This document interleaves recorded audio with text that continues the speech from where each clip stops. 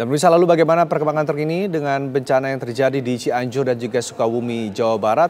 Kita akan tanyakan kepada dua rekan kami. Sudah ada Hairon Syah dari Cianjur dan juga Alvin dari Sukabumi. Pertama kita ke Hairon Syah terlebih dahulu. Hairon, bagaimana kondisi terkini di sana dan juga warga yang terdampak bencana pergerakan tanah? Ya, baik Rendra, dapat saya kabarkan untuk hari ini pergerakan tanah yang menerjang Cianjur ini seperti di Kadupandak, di Kecamatan Kadupandak ini saya mendapat informasi dan data dari kecamatan setempat dan polsek setempat itu tercatat ada 607 rumah yang rusak ringan dan berat. Dan pergerakan tanah ini juga terus meluas di Kecamatan Kadupandak khususnya yang tadinya 2 desa saat ini menjadi 12 desa. Jadi jumlah total 14 desa. Dan sedangkan Kecamatan Cijati itu menjadi 6 desa. Dan juga bukan hanya di Kecamatan Kadupandak dan Kecamatan Cijati. Pergerakan tanah juga terjadi di Kecamatan Panggil. Ada sekitar 11 desa yang terdampak dan saat ini sudah mulai diungsikan warga di tempat-tempat yang aman. Selain di Kecamatan Panggil juga di Agrabinta. Ada sekitar 47 di Kecamatan Agrabinta itu ada sekitar 47 rumah yang mengalami rusak ringan dan berat. Dan juga pihak kepolisian dari TNI dan Polri juga petugas dari BPBD Cianjur sudah memberikan bantuan-bantuan serta mendirikan posko. Dan pergerakan tanah ini semakin meluas karena setiap jam seperti di Kecamatan Takokat di mana saat ini saya mengabarkan ini hampir setiap jam ini pergerakan tanah terus bergeser dan mengakibatkan rumah warga yang tadinya hanya terdampak rusak ringan kini menjadi rusak berat. Dan antisipasi yang sudah dilakukan petugas BPBD Cianjur bersama TNI dan Polri ini terus menyisir ke pelosok-pelosok yang memang tadinya tidak terdampak pergerakan tanah saat ini terus dilakukan penyisiran dan diberikan bantuan-bantuan kebutuhan-kebutuhan makanan serta didirikan posko-posko pengungsian terdekat seperti di Aula Desa, kemudian Posyandu. Nantinya warga bisa segera mengungsi ke tempat tersebut jika memang pergerakan tanah itu terjadi lagi. Rendra. Aaron, mungkin selain permukiman, salah satu yang terdampak adalah akses warga. Ini kabarnya masih ada jalur yang terputus dan juga rusak. Saat ini penanggulangan seperti apa, Aaron? Ya.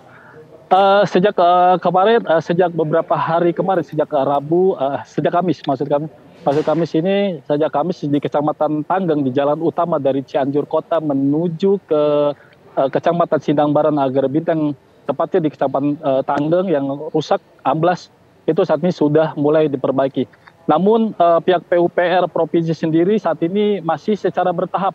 Setelah dari jalur utama setelah beres diperbaiki kemudian masuk ke jalur-jalur desa dan juga dimasuk perbaikan juga jalan nantinya masuk ke wilayah Kecamatan Kadupandak yang tadi bisa dilihat di layar bahwa tanjakan itu merupakan tanjakan atau jalan yang akses satu-satunya warga dan saat ini sudah mulai dilakukan perbaikan dengan pembuatan turap-turap atau di sekeliling di tanah yang amblas agar tidak terjadi amblasan susulan. Rendra.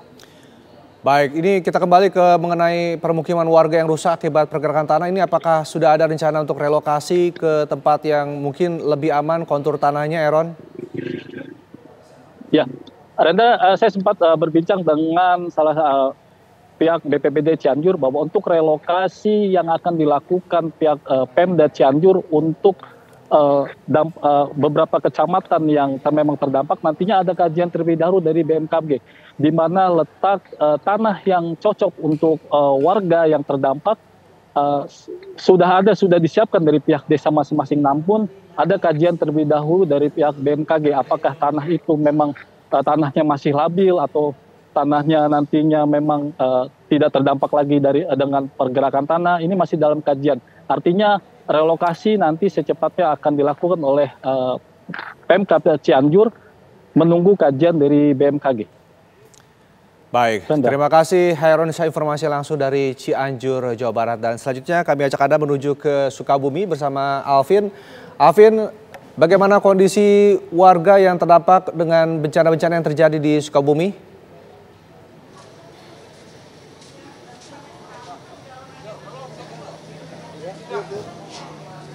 Ya baik Rendra dan juga pemirsa, memang setelah terjadinya bencana hidrometeorologi yang menimpa Kabupaten Sukabumi, Jawa Barat, di mana memang dampak dari bencana tersebut memang masih dirasakan oleh banyak masyarakat, di mana memang banyak masyarakat yang terkena penyakit setelah terjadinya banjir yang terjadi pada Selasa lalu, di mana pemirsa saat ini tempat saya mengabarkan ini berada di posko kesehatan di daerah Sagaranten di Sukabumi. Kami akan mengajak pemirsa sedikit untuk melihat situasi di dalam, karena memang banyaknya masyarakat yang saat ini terkena penyakit dan masih dalam tahap pengobatan. Dan inilah situasi pemirsa di dalam posko kesehatan, dan banyaknya masyarakat yang tertimpa penyakit setelah terjadinya bencana longsor pada Selasa lalu. Dan kami akan mengajak pemirsa nih untuk sedikit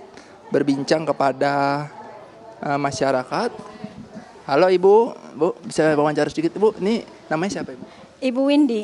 Ibu, ini berarti sekarang lagi sakit apa nih Bu? Datang ke sini. Keluhan sakit saya gatel-gatel sama pegel, badan semuanya pegel, gatel, merah-merah. Itu dari perkapan tuh Bu, kena penyakit? Dari itu hari pertama. Iya.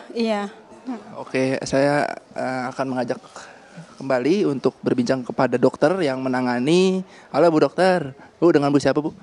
Halo, selamat siang. Saya dengan Dokter Widya. Ini bisa dijelaskan nih Bu, nih obat-obat yang tersedia di sini nih untuk apa? Untuk penyakit apa aja nih Bu yang nanti disuplai ke masyarakat nih Bu? Oke. Untuk sejauh ini hari keempat mungkin ya kejadian pasca banjir di sini didominasi oleh penyakit-penyakit kulit. Yang pertama itu disebut dermatitis, yang kedua demam yang tidak terspesifikasi mungkin ya, sehingga untuk obat-obatan yang paling sering keluar di sini obat-obatan anti gatal ya, bisa berupa tablet dan berupa salep. Ya, bisa ada CTM, ada cetirizine mungkin, lalu untuk salep-salep banyak hidrokortison, ketokonazol, banyak macam-macamnya. Ya Bu, ini kalau untuk masyarakat nanti untuk pelayanannya seperti apa nih Bu? Apakah ada nanti datang ke rumah atau gimana? Untuk sejauh ini karena mungkin dari Desa Curug Luhur tersendiri, ini titiknya banyak Pak, dari mulai Kampung Nagrog, Panembong, Parung Seah sampai Warung Nangka. Jadi kita menyiapkan beberapa titik. Jadi kita berpusat di sini dan di Kampung Nagrog. Jadi nanti masyarakat yang stabil bisa datang kemari, tapi untuk pasien-pasien yang tidak stabil, maksudnya tidak bisa berjalan gitu ya, atau yang memiliki penyakit kronis, itu kita melakukan kunjungan rumah. Ya. Jelaskan juga nih di sini kan untuk masyarakat kalau yang penyakitnya parah nanti bisa dirujuk kemana aja nih Bu nanti? Kalau di sini fasilitas kesehatan yang paling dekat itu ada Puskesmas Sagaranten. Tapi kalau misalkan di Puskesmas Sagaranten tidak bisa ditangani dan memerlukan perawatan khusus, itu kita rujuk ke rumah sakit terdekat, yaitu Rumah Sakit Umum Daerah Sagaranten. Iya. Di sini nih dari posko kesehatan ini sampai hari apa nih Bu berada di kecamatan ini? Kalau untuk kegiatan pembukaan posko kesehatan kita buka sampai hari Selasa. Iya, sampai tanggal 10. Ya. Ya baik pemirsa, itulah memang situasi terkini dari posko kesehatan, yang dimana memang inilah posko ini merupakan yang digunakan oleh petugas kesehatan untuk nantinya masyarakat yang memang banyak keluhan atau sakit bisa langsung datang ke posko kesehatan yang berada di Sagaranten ini. Demikian Rendra, kembalikan ke studio. Baik, terima kasih Alvin Saputra, informasi langsung dari Sukabumi, Jawa Barat. Sebelumnya juga ada Aaron dari Cianjur, Jawa Barat.